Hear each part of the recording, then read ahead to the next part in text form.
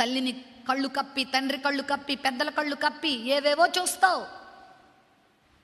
నువ్వు పాపానికి గనక నీ అవయవాలను సాధనాలుగా అప్పగించుకుంటే చాలా ఘోరమైన ఫలితాన్ని పొందుతావు. నీతికి సాధనంగా చెప్పు, నీ కళ్ళుకు చెప్పు, నీ కళ్ళతో చెప్పు, కళ్ళులారా చూడకూడదు, ఇవి ఎందుకో తెలుసా, నీతికి సాధనాలు.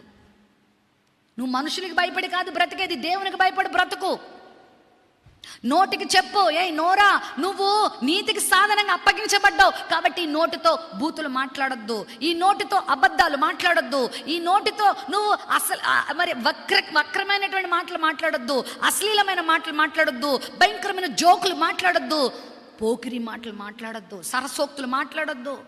ఈ శరీరమా ఇదిగో దేవునికి సమర్పించుకున్నావు, కష్టపడి దేవుని కొరకు బ్రతుకో, సుఖపెట్టకు. సుఖము చాలా అనారోగ్యాన్ని కలిగిస్తుంది.